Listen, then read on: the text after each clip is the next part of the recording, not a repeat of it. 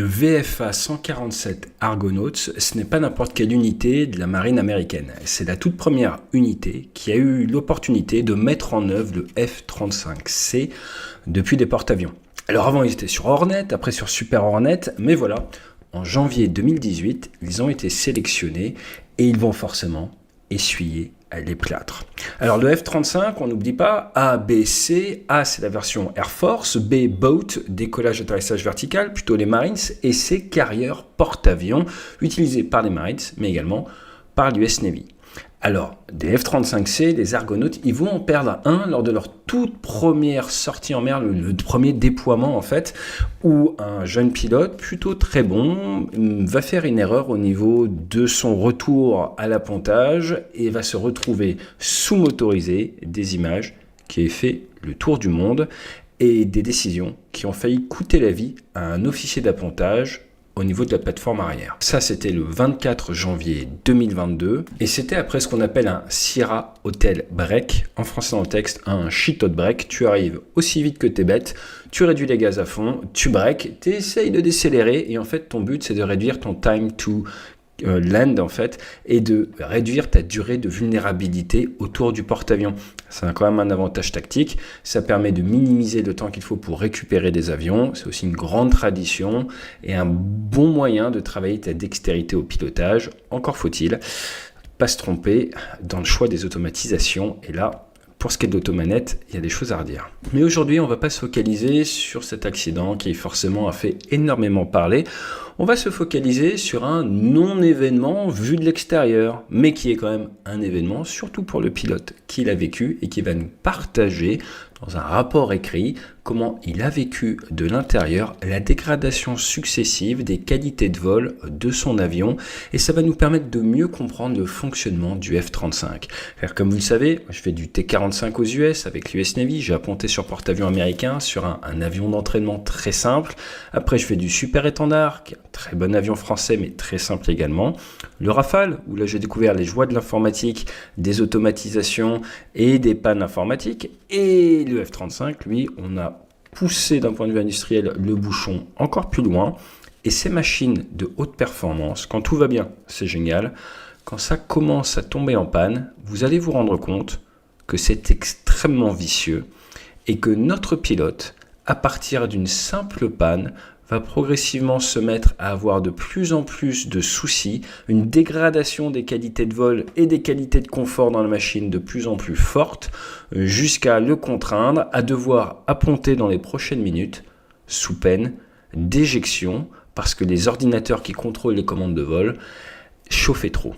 Allez, c'est parti, on va voir tout ça. Et, très important, regardez comme il est beau, au-delà du leadership, il est arrivé, il est là. Pour votre plus grand plaisir. Ça fait des années qu'on intervient en entreprise pour essayer d'expliquer que le meilleur retour sur investissement que vous pouvez faire d'un point de vue formation, c'est former vos équipiers à l'art d'être des équipiers proactifs, à proposer, à être force de proposition.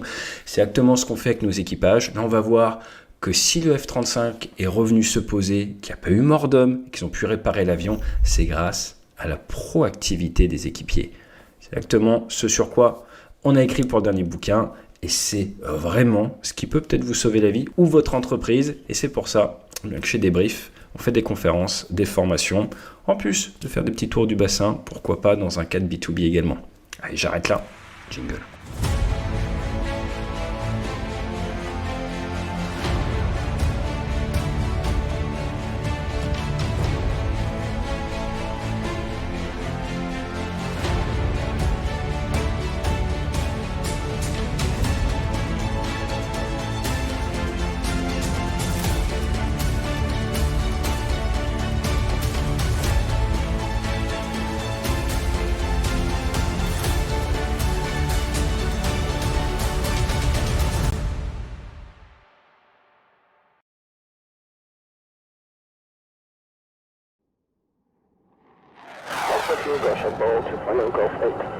Roger, ball.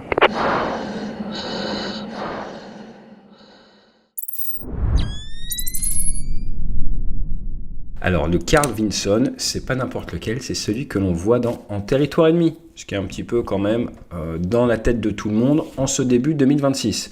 Il est parti de San Diego. Je vous rappelle que vous avez les porte-avions côte Est, les porte-avions West Coast. Il fait 333 mètres de long. Officiellement, il y a 6012 membres d'équipage à bord. Hein, ça fait du monde. Le VFA 147, c'est les Argonautes. Ça nous vient des héros grecs avec la toison d'or, cette fameuse quête. Et quand vous partez dans le Pacifique, regardez la carte, c'est grand, très grand. Et rapidement, vous opérez dans ce que la marine appelle les blue water, l'eau bleue. En français dans le texte, soit tu te poses sur ton porte-avions, soit tu nages. Il n'y a pas de terrain de secours ou de déroutement accessible. Tu n'as pas le choix. Là, ils vont être en blue water et ils sont à plus de 700 km de l'atoll le plus proche, Wake Island. C'est quand même pas à côté, hein. C'est-à-dire qu'en gros, vous êtes à Lille et 740 km, on doit pas être loin d'Avignon. Donc juste pour vous donner un petit peu l'ambiance, quand tu décolles, tu sais que tu vas revenir au bateau, donc tu as intérêt à savoir apponter. On aime bien dire que dans la marine, il faut soit être bon à l'appontage, soit être bon au ravitaillement. Parce que si tu as de la chance, tu as un avion ravitailleur, par exemple un F-18 Super Hornet qui tourne au-dessus. D'ailleurs, on fera des vidéos sur des avions tankers et des petits soucis dans les prochaines semaines. Et donc, il va te permettre de retenter ta chance parce que tu dois arriver à une certaine masse à l'appontage sous peine de tout casser. Donc, généralement, tu as 2 ou 3 tentatives pour prendre un brin. Si c'est pas bon, tu vas refaire le plein, tu retentes ta chance. Moi, une fois, j'ai mis 7 fois en super étendard. C'était pas top. J'étais jeune pilote, des choses à dire. Toujours est-il, aujourd'hui on a un jeune lieutenant. Alors attention, lieutenant dans la Navy, c'est en fait capitaine. Ouais, tout est compliqué dans la marine. Il a 600 heures de vol. Alors 600 heures de vol, c'est beaucoup et pas beaucoup en même temps. C'est généralement là où c'est le plus dangereux pour un pilote. Pourquoi ? Parce que tu commences à avoir de l'expérience, tu es leader, tu as fais toutes tes qualifications, tu as donc beaucoup travaillé, et là on te surveille un petit peu moins, tu prends confiance et tu es très à l'aise. Et être à l'aise dans un avion de chasse ou dans un avion, que ce soit un ULM, un planeur ou autre, c'est souvent accidentogène. Toujours est-il, il a fait sa formation, environ 250 heures, et puis après, son premier avion de combat, c'est le F-35C, donc c'est un enfant de la télé, comme on dit. Et là, en équipier, il a un vieux briscard. Donc lui, jeune pilote, sur le papier, on va dire pilote expérimenté mais jeune, est le leader de quelqu'un de beaucoup plus expérimenté. Et oui, on fait que ça dans l'armée. C'est intelligent en plus. Ils ont tous les deux à peu près la même expérience sur F-35C, donc environ 300-350 heures. C'est quand même pas mal. Et au rythme des vols dans la Navy, ça veut dire qu'il doit avoir 3 années d'expérience, je dirais, sur F-35 environ. Donc son équipier, il a plus de 2000 heures de chasseur, il a fait du Hornet, 2 Super Hornet, et c'est le Senior Department Head, donc c'est quelqu'un de plus fort en grade et également de beaucoup plus expérimenté de manière générale. Dans tous les cas, les deux sont aptes au combat et donc ils sont dans leur qualification. Ils font un vol d'entraînement classique où ils vont s'entraîner à tirer des bombes sur des bateaux. Donc là, ils sont environ 100 nautiques, 180 km du Lincoln. Ils font leur mission classique et d'un coup, il y a un silence bizarre dans le cockpit de l'avion du leader. Pour info, le silence bizarre, moi je l'ai connu par exemple au décollage de hier avec le Rafale. Quand tu as une panne de la pressurisation, tu as un silence bizarre. Sur Rafale, le bruit principal ne vient pas des réacteurs. Toute la région t'entend, mais toi, c'est pas ce qui te gêne, tu es devant les moteurs. Le silence bizarre, souvent, c'est quand tu n'as plus la clim, plus ce qu'on appelle l'ICS, donc tout ce qui est pressurisation et climatisation. Là, ils sont quand même dans un endroit où il fait chaud, dans ton cockpit. Donc, tu vas avoir problème de pressurisation, problème de conditionnement. Et si tu as un problème de conditionnement, ça peut toucher ton espace vital, mais également l'informatique embarquée. De manière générale, quand tu es dans un avion et que c'est trop calme, rappelez-vous ce film. C'est trop calme. J'aime pas trop beaucoup ça. Et ça manque pas. 2 secondes après le silence, il va y avoir une alarme dans le casque. Je vous rappelle qu'ils ont un casque spécial sur F-35, ce qu'ils appellent le Helmet Mounted Display. Il a des viseurs, des informations directement dans le casque. Et là, il a whoop whoop IPP fail. Donc IPP, Integrated Power Package. Donc c'est tout ce qui est la suite en fait d'électricité qui vous permet au sol de démarrer l'avion. Donc c'est une sorte d'APU, donc de système qui vous permet de démarrer le moteur principal au sol. C'est ce qui va faire l'électricité de secours en vol. Si par exemple vous perdez votre moteur, c'est l'IPP, comme un APU qui va vous permettre de garder de l'électricité pour contrôler l'avion. Mais attention, il va également faire le refroidissement de l'avionique et de la cabine, sans oublier la génération d'oxygène. Vous faire des vidéos sur Lobogs Parce qu'il y a eu des scandales aux États-Unis, et même sur F-35, ça a tué des pilotes, il faut qu'on en parle. Il y a un moment, il faut quand même qu'on adresse ce sujet sur la chaîne. Et donc là, avec l'IPP, il se retrouve avec l'oxygène secours, qui n'est pas illimité, et surtout avec un conditionnement, donc un refroidissement du système embarqué, en panne. Qu'on résume pour faire simple, vous n'êtes sûrement pas expert du F-35, en tant que Français, c'est normal, et moi non plus. Donc, l'IPP, il va nous faire au sol le démarrage du moteur, ce qu'on appelle l'APU, en 2. Il va nous faire en vol, si besoin, une alimentation électrique de secours. Rappelez-vous celui qui démarre l'APU sur la 320. Avec les avions qui ont des commandes de vol électrique, il faut une source d'électricité. Si vous perdez votre moteur, le F-35 est toujours contrôlable grâce à l'IPP. En 3, elle va vous faire toute la pressurisation pour le système de conditionnement, le fameux ICS. Et l'ICS, c'est la pressu cabine, donc la pressurisation dans la cabine. Ensuite, vous avez la climatisation.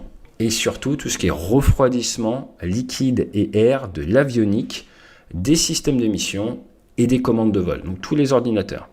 En 4, en plus, elle vous fait la génération d'oxygène parce que il y a des systèmes à bord qu'on appelle low box, on fera des vidéos spécifiques sur le sujet, et vous n'avez pas une bouteille d'oxygène dans ces avions-là, sauf la secours, ça crée en permanence de l'oxygène. Et le dernier point, elle gère également la pression dans le fuselage parce que le F-35 c'est un avion compliqué. Et donc du coup, à 180 km du bateau, il vient de perdre ça. Alors ça tombe bien, c'est tellement important qu'il y a ce qu'on appelle une bolt face. Les bolt face, c'est les emergency procedures à connaître par cœur. C'est des pannes qu'il faut connaître par cœur. Tous les mois, tu es testé dessus d'ailleurs. Et donc là, c'est parti, tu passes ton oxygène de secours sur on. Donc maintenant, tu te nourris, parce qu'on se nourrit avec de l'oxygène directement sur la bouteille de secours de ton siège Martin Baker.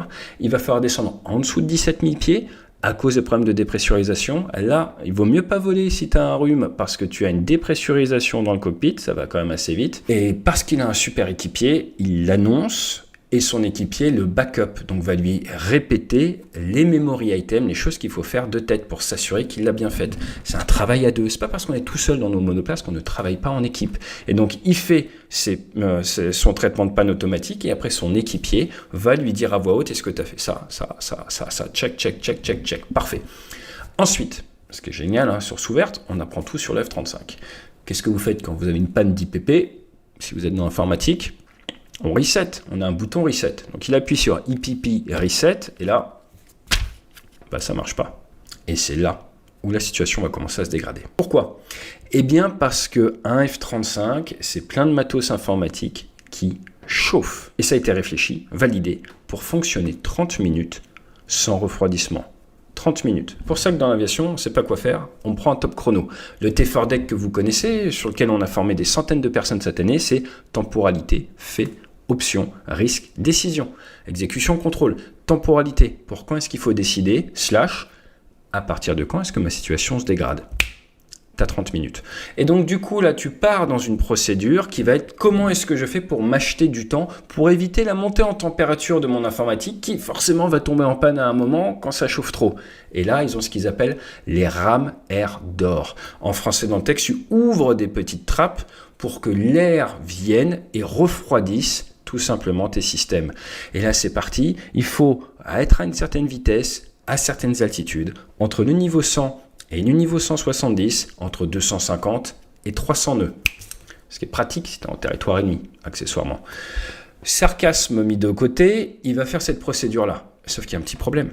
Comme on a vu, tu n'as plus d'oxygène, tu n'as plus de pressu. Et au-dessus du niveau 115, au-dessus en gros de 3-4 mm, tu risques d'être hypoxique. Donc, dans la procédure de base, on te dit, c'est bien de monter au 170, mais mef, si tu es au 170, tu risques une hypoxie une fois que ta bouteille d'oxygène est vide. Donc tu dois faire attention à tes réserves d'oxygène pour ne pas te mettre en hypoxie. Donc notre pilote, il va faire le choix de rester au niveau 170 pour maximiser le refroidissement de son avion parce qu'il fait chaud dehors tant qu'il a de l'oxygène. Mais dans sa temporalité, il fait attention à ne pas cramer toute sa bouteille. Je sais que souvent, beaucoup de personnes qui aiment l'aviation sont plongeurs. Moi, je suis plongeur aussi. Vous savez, j'étais officier de marine, on adore la plongée. Voilà, il faut faire attention à comment on respire. C'est des trade-offs. On ne peut pas tout avoir. Quand tout marche bien, c'est génial. Quand on commence à avoir des pannes, on va le voir aujourd'hui, ça va se dégrader très vite. Alors forcément, on va mettre le cap vers maman, mother, c'est comme ça qu'on appelle le porte-avions. Donc il faut tourner, orienter l'avion, déjà en aviate, on pilote l'avion, on va le mettre à la bonne vitesse, 250 à 350 nœuds, niveau 170, on a bien fait la checklist, cap vers la maison, et là maintenant, il va falloir anticiper les étapes d'après et coordonner avec le porte-avions. Là, ce qu'il faut comprendre, c'est que vous avez différents centres de contrôle sur le bateau, et vous avez différents espaces aériens, mais vous avez une zone où il y a le centre en fait de cœur opération du porte-avions, où vous avez en permanence des spécialistes machines. Par exemple, un référent F-35 qui va vous aider pour vous assister, nous ce qu'on appelle en France un directeur des vols, pour vous assister à traiter votre panne. Parce que vous partez en vol, vous avez votre petite checklist, mais ce sont des avions extrêmement complexes. J'ai déjà entendu des gens dire « Ah, il y a le manuel du Rafale ». Il n'y a pas de manuel du Rafale papier, c'est pas possible. C'est informatique. Et donc, l'informatique est constamment mise à jour. Et dans l'avion, tu n'as pas accès à toute cette data-là. Donc, tu as besoin d'un référent au sol qui va t'aider avec la dernière procédure à jour et qui a du retrait cognitif pour t'aider à prendre les bonnes décisions. Donc on travaille comme ça en monoplace, on a une équipe en fait qu'on va utiliser en distanciel. Problème, il faut de la radio. Alors pendant qu'on est sur le retour, on a un début de problème de refroidissement. On a les horizontal tail actuators qui commencent à être dégradés. Pour faire simple, l'ordinateur qui contrôle les commandes de vol commence à chauffer. Le risque, c'est un problème de contrôlabilité. Tu peux avoir un ordinateur en panne, le deuxième sert de backup, si tu as les deux en panne, tu peux avoir des gros problèmes pour maintenir le contrôle de l'avion et il va peut-être falloir sortir. Donc là, on est seulement quelques minutes après la panne de l'IPP. Donc du coup, il a diagnostiqué la panne, il a essayé un reset qui n'a pas marché, il a ouvert la ventilation pour essayer de réduire la montée en température du matos. Là, il vient d'apprendre qu'il a des systèmes informatiques de contrôle de vol qui commencent à chauffer. La nuit est en train de tomber. Alors, c'est magnifique. Il dit dans son témoignage que c'est très joli. Mais la nuit est en train de tomber et il a environ 150 km restants. Lui, pour l'instant, il a tout bon. D'un point de vue facteur humain, il a tout fait parfaitement. Asfragged, comme on dit dans l'armée, en retour vers le bateau.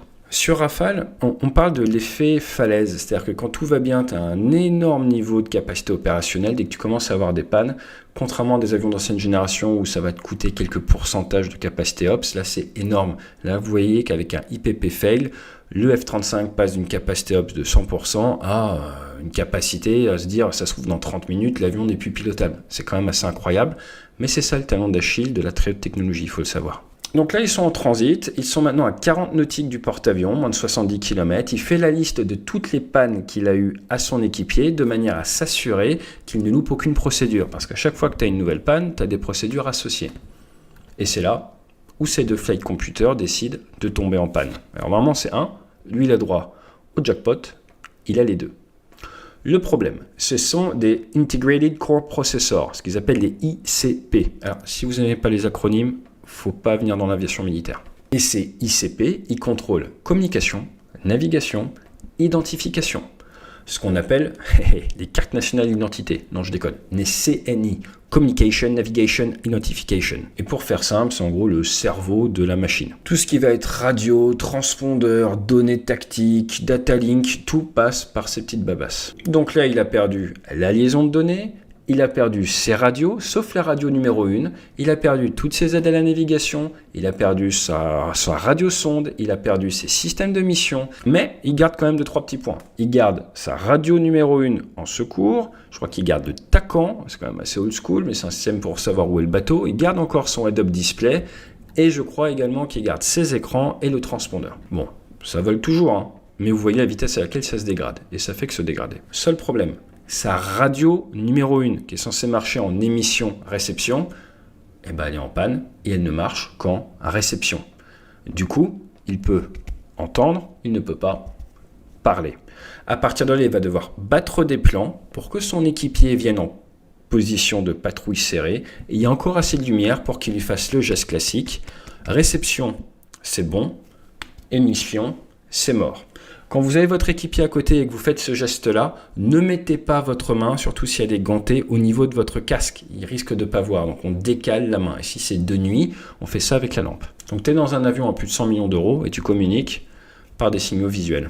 Ouais, au moins ça marche, c'est résilient. Alors, dans l'armée et sur porte-avions, vous avez une procédure NORDO qu'on briefe à chaque vol. NORDO, c'est NO, No RDO, radio, no radio. Et donc tu as des procédures associées. Mais là, il a de la chance, il l'entend encore, mais il ne peut pas émettre. Par contre, quand tu reviens sur le bateau, si tu es nordo, il y a une zone d'attente spéciale et tu dois suivre certaines consignes. Maintenant, si un jour vous êtes en vol, que vous êtes nordo, faites quand même vos calls, comme on dit, in the blind, à l'aveugle. Tu fais quand même tes messages radio parce que tu n'es pas à l'abri qu'il y a un message qui passe. Donc tu fais tous tes messages radio comme si ta radio fonctionnait. Maintenant, notre pilote, il a oublié d'être mauvais.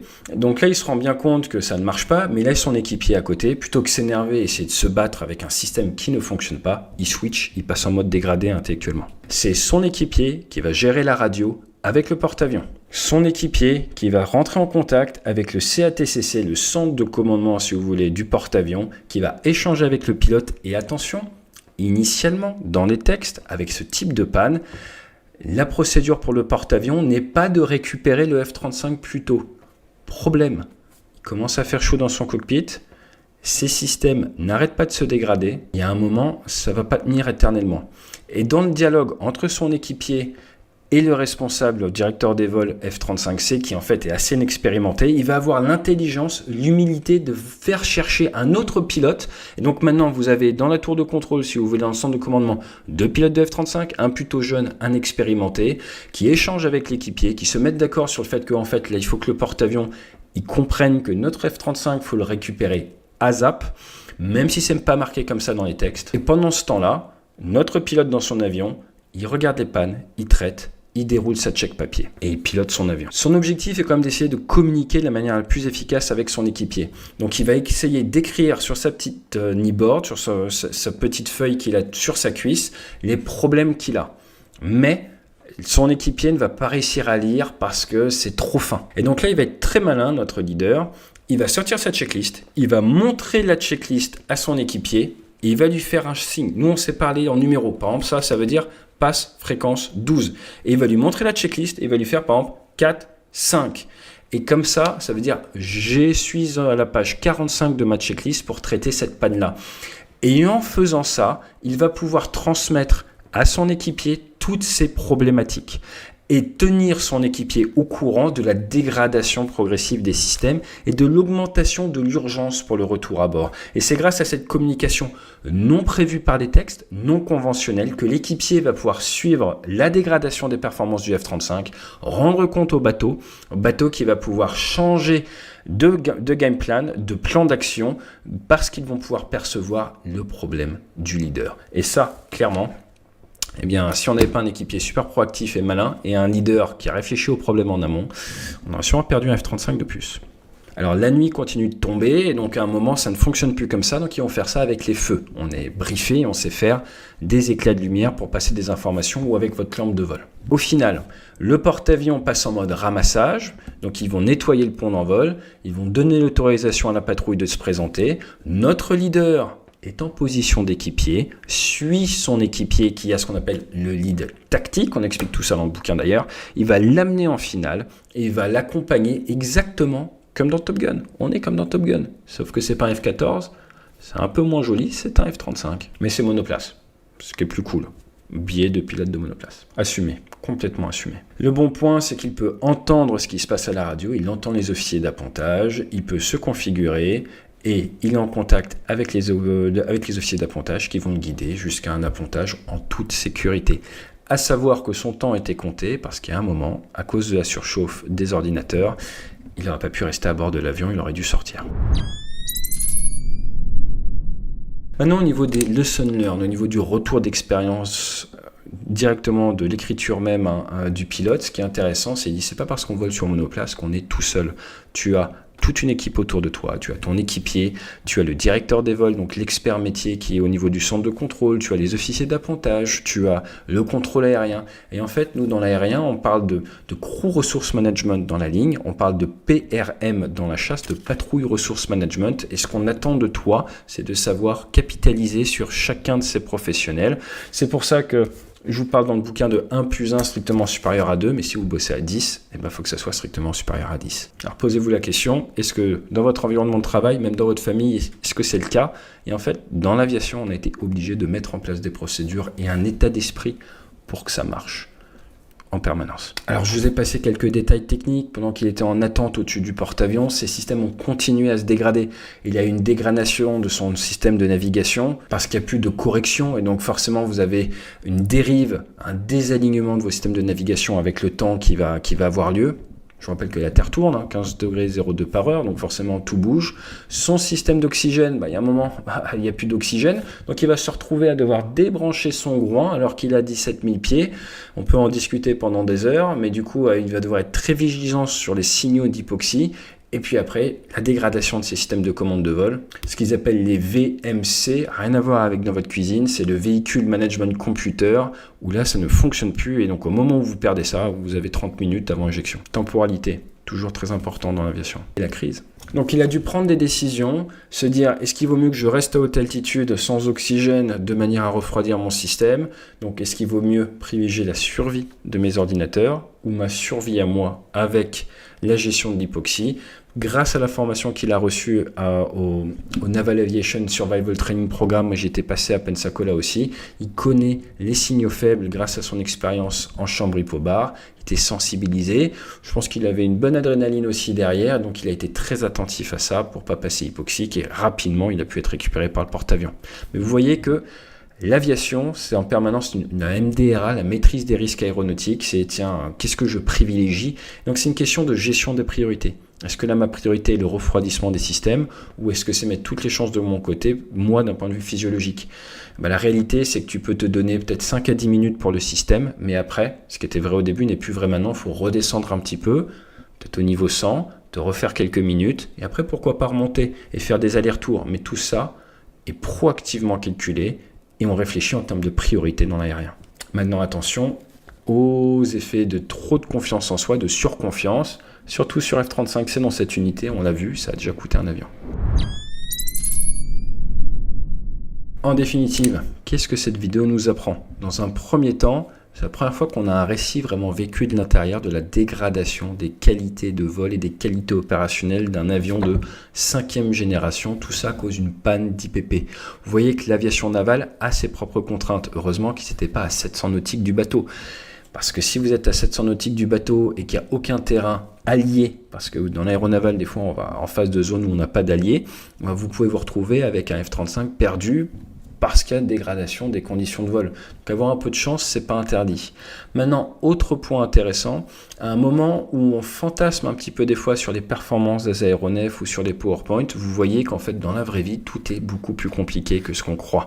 Un simple souci d'IPP va vous faire une cascade de soucis derrière, au niveau de l'informatique, et s'il n'avait pas eu son équipier à côté avec la nuit qui tombe, imaginez tout ça par mauvais temps, ça aurait été extrêmement compliqué.